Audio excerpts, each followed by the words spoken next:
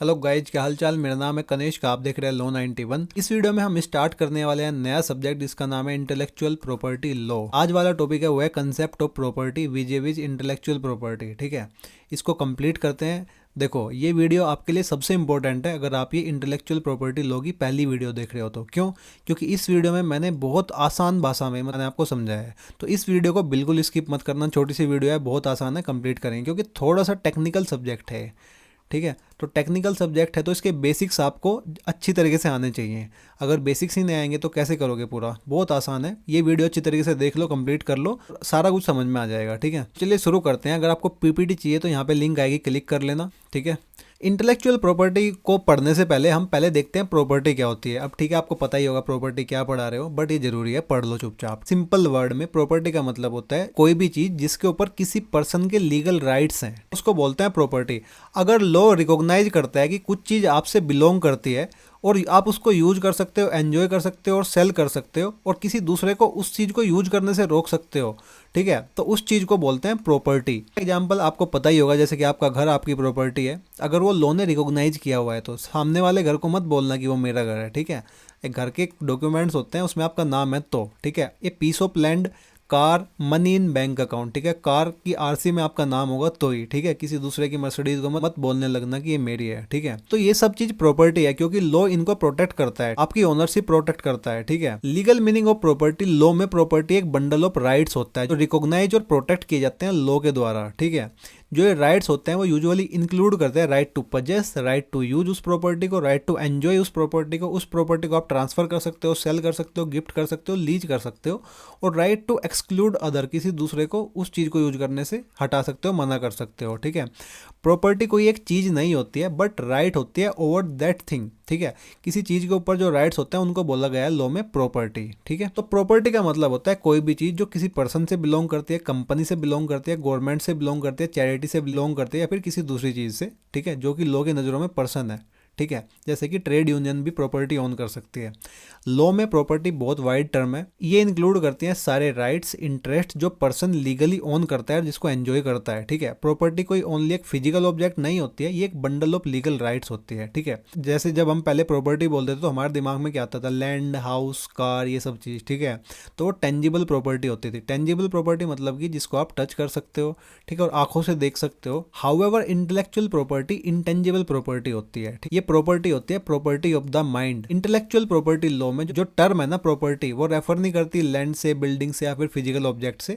Instead ये refer करती है intangible creation of human mind से। ठीक है, जो कमर्शियल वैल्यू रखते हैं और जो लीगली प्रोटेक्ट किए जाते हैं। ठीक है, लॉजिक, अगर आप किसी फॉर्मूला या फिर किसी चीज को इन्वेंट करने के लिए 10 साल लगा रहे हो ना, तो वो फॉर्मूला आपकी प्रॉपर्टी होती है। ठीक है, just as much as a piece of land would be, जैसे कि एक पीस ऑफ लैंड होगी ना, तो सेम आपकी वो फॉर्मूला प्रॉपर्टी होती है। ठीक है, जैसे कि मेरी लॉ 91 है, मैंने इसके पीछे 1 साल लगाया वीडियो बनाने में, तो मेरी प्रॉपर्टी लॉ 91 है। ठीक है, तो दो टाइप की प्रॉपर्टीज होती हैं, जैसे कि टेंजिबल प्रॉपर्टी, प्रॉपर्टी जो कि फिजिकल एग्जिस्टेंस रखती है। ठीक है, जो देखी जा सकती है और टच की जा सकती है, जैसे कि land, building, gold, book, machinery, etcetera.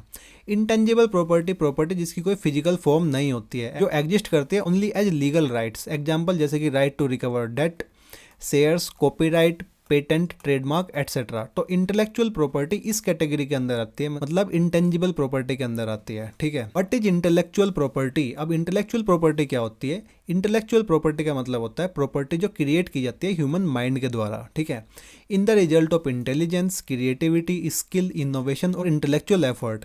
ठीक है, ये लैंड और गुड की तरह नहीं होती है। आईपी कोई एक फिजिकल प्रॉपर्टी नहीं होती है जिसको आप देख सकते हो, टच कर सकते हो, बट लॉ में ये ट्रीट की गई है एज ए प्रॉपर्टी।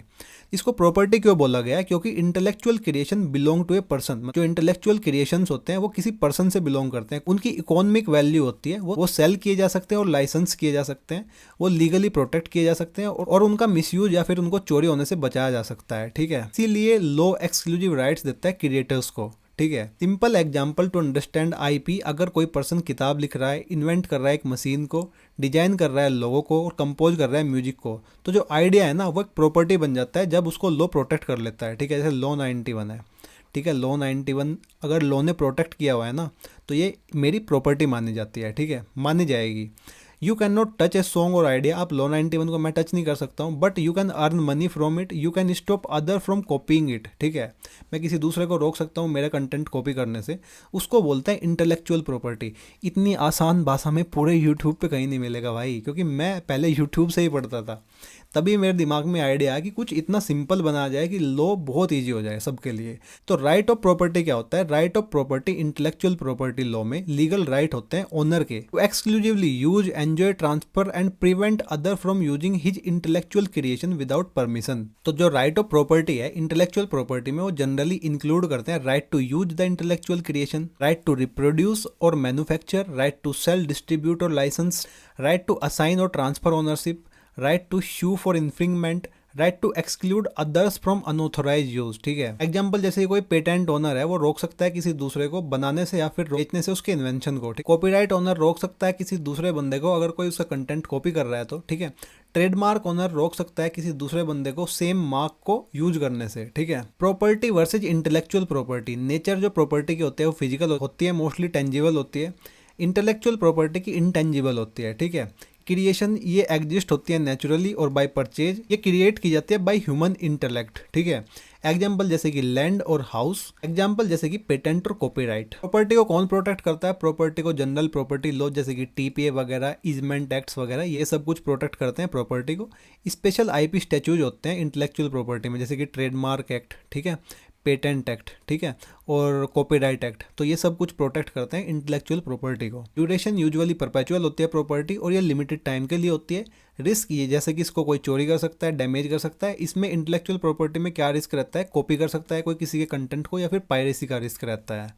ठीक है, need for protecting intellectual property, जरूरत क्या है प्रोटेक्ट करने के लिए इंटेलेक्चुअल प्रॉपर्टी को? क्यों प्रोटेक्ट करनी चाहिए आईपी? वो इसलिए to reward creativity and innovation. ठीक है, अगर कोई पर्सन टाइम स्पेंड कर रहा है, अपना पैसा लगा रहा है किसी चीज के पीछे, एफर्ट कर रहा है किसी चीज को क्रिएट करने के लिए, तो लोगों को उसको रिवॉर्ड करना चाहिए, अदरवाइज कोई भी क्रिएट नहीं करेगा और इनोवेशन रुक जाएगी। ठीक है, सेकंड है टू प्रिवेंट अनऑथोराइज्ड कॉपीइंग। ठीक है, बिना प्रोटेक्शन के कोई भी कॉपी कर सकता है किसी किताब को, किसी नोट्स को, किसी कंटेंट को, किसी वीडियो को, और ब्रांड नेम को यूज कर सकता है। ठीक है, तो ये अनफेयर होता है ओरिजिनल क्रिएटर के लिए। ठीक है, तो इसलिए प्रोटेक्ट करने की जरूरत है इंटेलेक्चुअल प्रॉपर्टी को।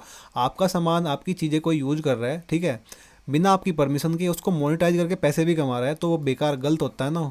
ठीक है, तो इसलिए जरूरत है प्रोटेक्ट करने की इंटेलेक्चुअल प्रॉपर्टी को। नेक्स्ट है to encourage research and development. जो प्रोटेक्शन है ना, वो देता है कॉन्फिडेंस इन्वेंटर्स को, अश्योरेंस देता है एक्सक्लूसिव राइट्स के, अपॉर्चुनिटी देता है रिकवर करने की इन्वेस्टमेंट को। नेक्स्ट है टू प्रमोट इकोनॉमिक ग्रोथ। जो इंटेलेक्चुअल प्रॉपर्टी है ना, वो जनरेट करती है एम्प्लॉयमेंट को, प्रमोट करती है इंडस्ट्री, बूस्ट करती है ट्रेड एंड कॉमर्स को, अट्रैक्ट करती है फॉरेन इन्वेस्टमेंट को, इसलिए प्रोटेक्ट की जाती है इंटेलेक्चुअल प्रॉपर्टी। ठीक है, टू प्रोटेक्ट कंज्यूमर इंटरेस्ट। जो ट्रेडमार्क प्रोटेक्शन है ना, वो इंश्योर करता है क्वालिटी, ऑथेंटिसिटी और प्रिवेंट करता है कंफ्यूजन एंड फ्रॉड। जैसे कि मदर डेयरी का, आप जब आप दूध लेने जाते हो तो उसके ब्रांड या लोगो देख के आराम से ले लेते हो ना। ठीक है, तो वो क्वालिटी इंश्योर करता है, ऑथेंटिसिटी इंश्योर करता है, प्रिवेंट करता है कंफ्यूजन और फ्रॉड को। ठीक है, एग्जांपल जैसे कि fake medicine with same brand name can be dangerous. Type of intellectual property, India में कुछ मेजर टाइप्स है, जैसे कि patent, copyright, trademark, industrial designs, geographical indications, थोड़ा डेप्थ में चला गया, ट्रेड सीक्रेट्स वगैरह।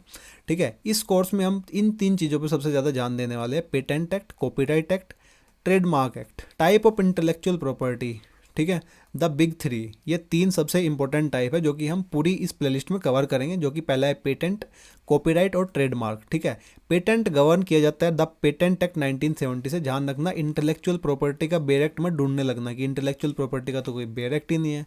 ठीक है, बेयर एक्ट मिलेगा आपको पेटेंट का, पेटेंट एक्ट 1970 का। ये क्या प्रोटेक्ट करता है? नए इन्वेंशंस को। सिंपल एग्जांपल, जैसे कोई फोल्डेबल स्क्रीन टेक्नोलॉजी है तो वो पेटेंटेड होती है। ठीक है, जैसे एप्पल के पास कितने सारे पेटेंट है भाई। ठीक है, कॉपीराइट ये गवर्न किया जाता है द कॉपीराइट एक्ट 1957 से। जैसे कि आर्टिस्टिक और लिटरेरी वर्क्स होते हैं। जो ट्रेडमार्क्स होते हैं, जैसे कि लोगो वगैरह, टैगलाइन वगैरह, जो ट्रेडमार्क्स होते हैं वो गवर्न किए जाते हैं द ट्रेडमार्क एक्ट 1999 से। जैसे कि ब्रांड आइडेंटिटी, लोगो, नेम्स, टैगलाइन वगैरह। ठीक है, जैसे कि नाइकी का लोगो है। ठीक है, एक बार ऊपर से देख लेते हैं पेटेंट, ट्रेडमार्क ये क्या होता है। पेटेंट एक एक्सक्लूसिव राइट होता है जो ग्रांट किया जाता है किसी इन्वेंशन के लिए। ठीक है, अगर आपने कोई इन्वेंशन की तो आपको एक राइट दिया जाएगा कि ये चीज आपकी है। ये गवर्न किया जाता है द पेटेंट एक्ट 1970 के द्वारा। सब्जेक्ट मैटर जैसे कि नई इन्वेंशन जो इन्वॉल्व करते हैं इन्वेंटिव स्टेप्स को। ठीक है, एग्जाम्पल जैसे कि नई मेडिसिन फॉर्मूला, नई मशीन या नया प्रोसेस। ठीक है। कॉपीराइट का मतलब होता है कॉपीराइट प्रोटेक्ट करता है ओरिजिनल लिटरेरी, आर्टिस्टिक, म्यूजिकल और ड्रामेटिक वर्क्स को, ठीक है, जो गवर्न किया जाता है बाय द कॉपीराइट एक्ट 1957, ठीक है, जैसे कि बुक, सॉन्ग, फिल्म्स, पेंटिंग वगैरह, कंप्यूटर सॉफ्टवेयर्स वगैरह, ये सब। एग्जाम्पल जैसे कि मैं नोट्स लिख रहा हूँ नो 91 के लिए, तो कॉपीराइट ऑटोमेटिकली एग्जिस्ट करता है वहाँ पे। ट्रेडमार्क एक मार्क होता है जो डिस्टिंग्विश, मतलब कि जो डिफ्रेंशिएट करता है गुड्स और सर्विसेज को, कि एक पर्सन की दूसरे पर्सन की गुड्स और सर्विसेज से, ठीक है। जैसे कि मदर डेयरी का जो लोगो है ना, वो डिफ्रेंशिएट करता है अमूल से, ठीक है, ध्यान रखना। दोनों का सेम लोगो तो नहीं है ना, ठीक है। अगर दोनों का सेम लोगो होएगा तो डिफ्रेंशिएशन कैसे होएगा, फिर नहीं होएगा ना। जो गवर्न किया जाता है द ट्रेडमार्क्स एक्ट 1999 के द्वारा। एग्जाम्पल जैसे कि ब्रांड नेम, लोगो, टैगलाइन, सिंबल। जैसे लो 91 की क्या टैगलाइन है, यहाँ से आसान और कहीं नहीं, वही मैं कर रहा हूँ यार, ठीक है, तो कदर करो इस चीज़ की। एग्जाम्पल जैसे कि लो 91 का नाम और लोगो प्रोटेक्ट किया जा सकता है एज ए ट्रेडमार्क, ध्यान रखना, ठीक है। डेफिनेशंस, कुछ इंपॉर्टेंट डेफिनेशंस है, विपो और ट्रिप्स, इनको बहुत डिटेल में पढ़ने वाले हैं हम आगे, ठीक है। तो कुछ डेफिनेशंस भी दी गई है इसकी।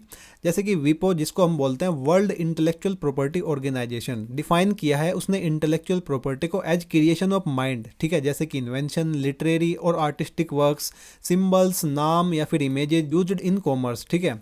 ट्रिप्स एग्रीमेंट, ट्रिप्स को हम बोलते हैं agreement on trade related aspects of IPR. उसने कोई डिक्शनरी डेफिनेशन या फिर इंपॉर्टेंट डेफिनेशन तो नहीं दिया, बट ये लिस्ट करता है कुछ कैटेगरीज आईपीआर की, ठीक है, जो एवरी मेंबर नेशन जैसे कि इंडिया को प्रोटेक्ट करनी होती है, जो इंक्लूड करता है patent, copyright, trademarks, industrial design और ज्योग्राफिकल इंडिकेशंस को, ठीक है। कॉन्स्टिट्यूशनल प्रोस्पेक्टिव की अगर मैं बात करूँ तो इंडिया में आईपीआर को प्रॉपर्टी माना गया है अंडर द कॉन्स्टिट्यूशन। ये कैसे? आर्टिकल 300A क्या बोलता है? No person shall be deprived of his property saved by authority of law, मतलब कि a person property can not be taken away unless law allows it, ठीक है। सुप्रीम कोर्ट का view in case like KT plantation private limited, court ने clarify किया था कि property under article 300A ये जस्ट एक लैंड नहीं होती है, ठीक है, ये इंक्लूड करते हैं इंटेंजिबल राइट्स जैसे कि कॉपीराइट और पेटेंट्स को भी, ठीक है। तो कितना आसान था सारा कुछ यार, इतने आसान तरीके से लेयर बाय लेयर हटा के मैंने आपको समझाया। आप बेरेक्ट पढ़ोगे नहीं मिलेगा आसान आपको कहीं भी, ठीक है, पागल हो जाओगे। तो ये थी आज की वीडियो। अगर आपको अच्छी लगी हो, अच्छी ही लगी होगी यार, इसको लाइक कर दो यार जल्दी से, ठीक है, मेरे एफर्ट्स की वैल्यू करो। यहाँ पे एक लिंक आ रही है, उससे पीपीटी डाउनलोड कर लो, इससे चैनल को सब्सक्राइब कर लेना, ये नेक्स्ट इंपॉर्टेंट वीडियो है देख लेना, या फिर पुरानी वीडियो जो भी कोई आ रही है देख लेना। ये पूरी प्लेलिस्ट है, इसमें देख लेना, सारा सिलेबस यहीं पे ही कवर होएगा। तो मिलते हैं नेक्स्ट वीडियो में, तब तक के लिए all the very best for your exam. अगर आपका एग्जाम है तो